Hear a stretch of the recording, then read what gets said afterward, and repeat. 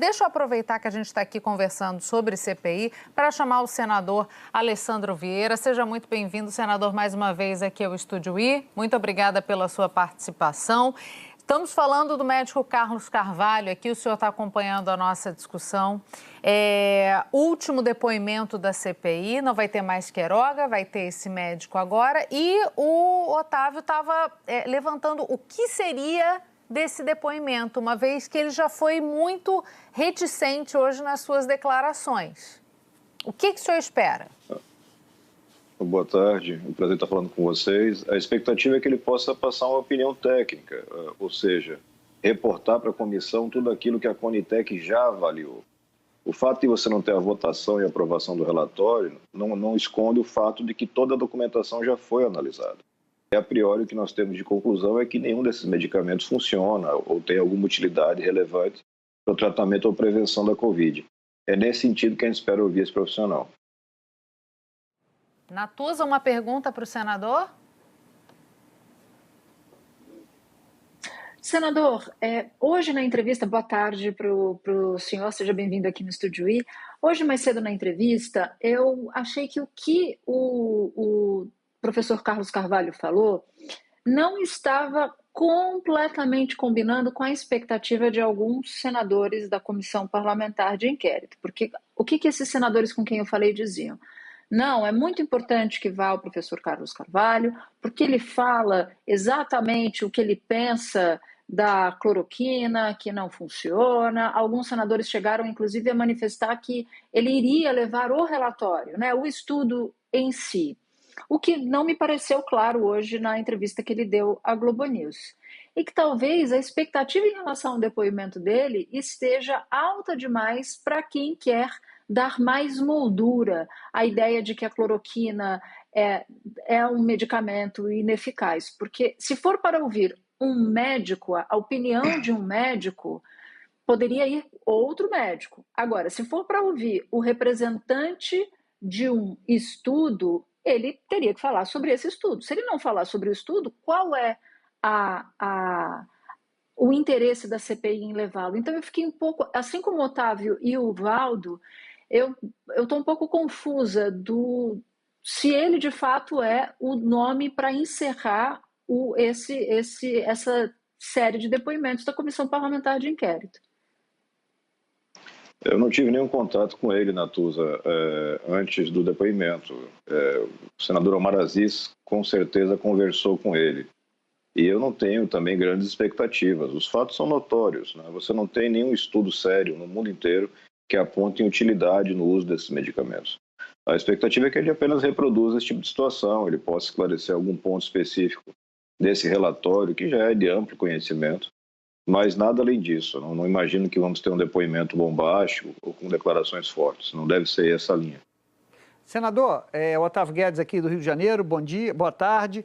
Cabe o indiciamento por omissão de membros do Conitec, já que foi o próprio professor que retirou de pauta o tema? Otávio, não dá ideia, senão o Renan pega e sai indiciando todo mundo. Não é caso de indiciamento. Essa coisa de indiciar é muito séria, né? Você tem que ter efetivamente fundamento para fazer isso. E o fato em si tem que ser criminoso. Então, uma comissão técnica está fazendo um estudo e protelar a sua apresentação, a priori não tem nada de criminoso. Não consigo ver sentido nisso. Eu acho que a CPI já de certa forma, encerrou seus trabalhos de coleta de dados. As informações são sólidas, os dados estão aí. A gente tem todas as condições de apresentar um bom relatório, votar e aprovar isso e acompanhar as próximas etapas, que são de responsabilização das pessoas e de adoção de medidas para evitar que esse tipo de problema se repita. Senador, boa tarde. Ana Flor aqui em Brasília.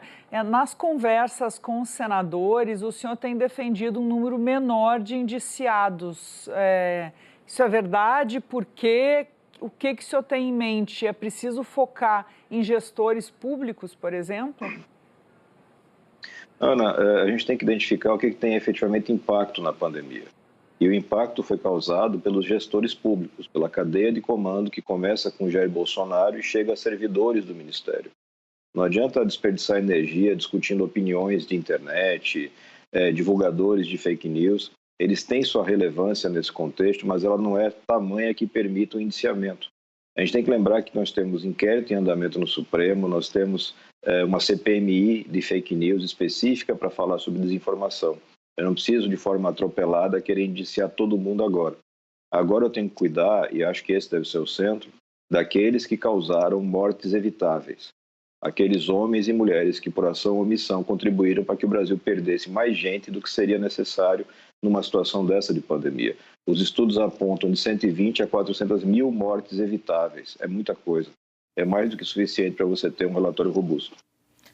Senador Flávio Oliveira, boa tarde, aqui do Rio. Eu gostaria justamente de continuar nesse tema da responsabilização dos culpados. O que vai ser possível fazer, do ponto de vista da comissão parlamentar ou do legislativo, para que essa responsabilização saia do relatório e alcance a vida real? E aí estou me referindo objetivamente à responsabilização do presidente da República, que envolve ou Câmara dos Deputados ou Procuradoria-Geral da República?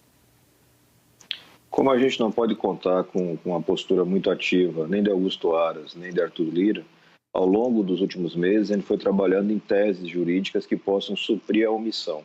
E existe um instrumento que é a ação subsidiária, ação penal privada subsidiária da pública, que pode ser testado, hoje já tem pareceres, artigos publicados nesse sentido, e que é basicamente o seguinte: aconteceu um fato supostamente criminoso. O Ministério Público é o dono da ação, só ele pode entrar com a ação, mas não faz isso num determinado prazo, a vítima pode ingressar. No caso específico das vítimas da pandemia, alguma associação ou mesmo entidades como a OAB poderiam apresentar essa ação para forçar o Judiciário, no caso o Supremo Tribunal Federal, e fazer com que o Ministério Público se manifeste.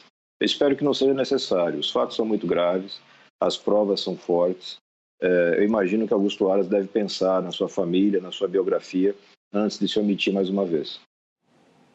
Senador Alessandro Valdo Cruz, boa tarde. Senador, o senhor vai apresentar sugestões para o relatório final do senador Renan Calheiros. Você poderia revelar para nós 3 sugestões, as 3 mais importantes que o senhor fará para o senador Renan Calheiros? Valdo, a maior diferença do texto que Renan vem comentando, a gente não teve acesso ao relatório do Renan ainda, mas a maior diferença está no número de indiciados e a forma desse indiciamento. Eu tenho uma compreensão de que você precisa concentrar suas forças naquilo que é mais relevante, nas figuras que tiveram maior impacto nessa situação toda, nessa tragédia toda. E é uma cadeia de comando clara: Jair Bolsonaro, Braga Neto, Pazuello, servidores do Ministério da Saúde. Esses são as figuras centrais. Você tem figuras que são tangenciais, mesmo que tenham um potencial midiático grande, como é o caso do Luciano Hang, por exemplo, você tem pouca relevância no impacto final. O que fez diferença na pandemia foi o fato do Brasil escolher não informar o seu cidadão e não comprar vacinas na quantidade e na velocidade que se recomendava. O presidente sabia que era esse o caminho. O presidente foi alertado desde a gestão de Mandetta e continuou persistindo no erro. Então esse é o crime central. Se eu vou pegar a energia de um relatório, de uma CPI como essa, e vou sair dispersando em figuras menores, parlamentares que se dividiam entre puxar o saco do presidente e desinformar o cidadão, eu acho que a gente perde um pouco de potência e acaba prejudicando o resultado final. É preciso concentrar energias. Esse é o centro da minha sugestão e é nessa linha que a gente vai colaborar. Eu acho que amanhã, no máximo, a gente deve estar protocolando esse documento. Senador, pelo que eu estou entendendo, menos é mais para o senhor. Ou seja, foca ali no topo da pirâmide e esquece um pouco ali os colaterais, digamos assim.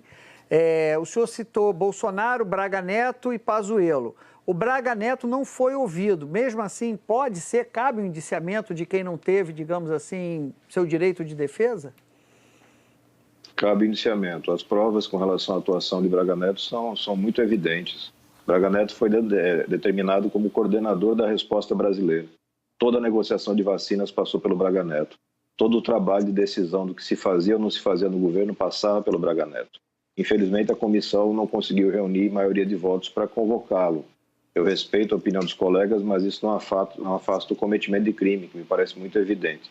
Existia uma estrutura organizada, uma decisão, uma cadeia de comando, e ela passa inicialmente por esses 3 homens que eu citei: Jair Bolsonaro, Braga Neto e Eduardo Pazuello.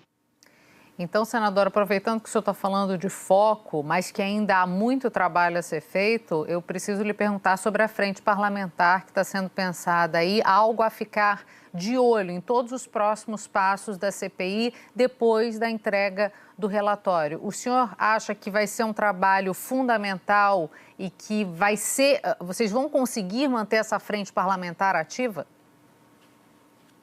Acho que é bastante razoável você ter uma frente parlamentar, mas é preciso confiar nas outras instituições. Eu acho que não cabe uma invasão ou um excesso de holofote em cima da atuação só do Senado. O Senado já cumpriu um papel essencial, mas agora é preciso cobrar e fiscalizar a Câmara dos Deputados, o próprio Supremo Tribunal Federal e a Procuradoria-Geral da República. Se o Senado ficar tentando substituir essas figuras, a gente não vai ter o resultado. Eu acho que um bom relatório, bem feito, sóbrio, aprovado por unanimidade ou por maioria de votos, é a contribuição verdadeira que o Senado tem para dar. E daí em diante você tem propostas legislativas que são relevantes, estímulo à produção de vacinas nacionais, incentivo à ciência, uma revisão da lei de vigilância sanitária, enfim, tem muita coisa importante para se fazer dentro do que é nossa capacidade mesmo e nossa atribuição. Não precisa inventar a roda, na minha opinião. Senador Alessandro Vieira, eu peço para o senhor continuar aqui com a gente, porque a gente vai fazer um breve intervalo e voltamos já já com mais perguntas para o senador. Não saia daí. Estamos de volta para continuar conversando com o senador Alessandro Vieira. Flavinha, sua pergunta. Senador, o senhor mencionou uma ênfase do relatório na responsabilização e falou em medidas a serem adotadas para que essa tragédia da pandemia não se repita. Eu queria que o senhor falasse um pouquinho sobre essa dimensão, né, de um novo protocolo de recomendações sobre a atuação do poder público em relação a situações como essa. E se o senhor puder me falar também sobre reparação, tem alguma recomendação ou virá algo na direção de compensar minimamente as famílias afetadas por esse luto? Com certeza, né? Nós temos já propostas apresentadas, salvo engano, da senadora Elisiane Gama, no sentido de algum tipo de apoio ou indenização para vítimas, para os órfãos da Covid. É preciso criar legislação que fortaleça algumas coisas. Então, você tem que fazer a revisão, por exemplo, dos tipos penais de crimes contra a saúde pública, aumentar penas, talvez definir tipos ainda mais claros. Nós precisamos ter uma legislação que vede a possibilidade de você ter esse tipo de assessoramento paralelo que o presidente da República utilizou e continua utilizando, né? Isso tudo tem que estar regulamentado. É um conjunto de propostas que vão, por exemplo, também na linha de fortalecer os mecanismos de uma CPI para investigação. Nós não conseguimos avançar mais na parte da corrupção, por exemplo, porque faltam ferramentas. A CPI não pode fazer uma interceptação, não pode atuar num acordo de colaboração. São ferramentas básicas para trabalhar contra crime organizado. Então é preciso melhorar o aparato de fiscalização. Um ponto que a CPI mostrou ao longo desse trabalho foi o interesse da população em colaborar. Então, talvez tornar isso mais efetivo, criar mecanismos que facilitem a colaboração das pessoas. O denunciante de boa-fé que participa desse cenário macabro que nós tivemos no governo e que precisa ser estimulado a fazer essa denúncia. Se for possível, inclusive, remunerado ou gratificado por isso. Já existem projetos nesse sentido, a gente está apresentando um novo projeto um pouco mais completo, formulado em conjunto com a Transparência Internacional. Esse é o tipo de coisa que uma CPI deve ter como resultado, além da responsabilização, além do indiciamento daqueles que cometeram crimes. Senador, só me explica, o acordo de colaboração, de delação, a CPI não pode firmar esse acordo, e o senhor propõe que ela passe a firmar esse acordo, tenha poderes para isso, para tal? É muito importante quando você está apurando situações como essa. Nós ouvimos diversos personagens que têm todas as características de um delator, de um colaborador em um processo de apuração. Seria importante ter esse tipo de ferramenta, com transparência, revisão pelo judiciário, mas que você possa utilizar isso para ter a verdade apresentada. Muita gente participa de esquemas como esse que nós vimos na compra de vacinas, mas não tem nenhum estímulo para falar a verdade. Pelo contrário, aqueles que atuaram de alguma forma denunciando, como foi o caso do Luiz Ricardo Miranda, acabam sendo perseguidos pela máquina pública.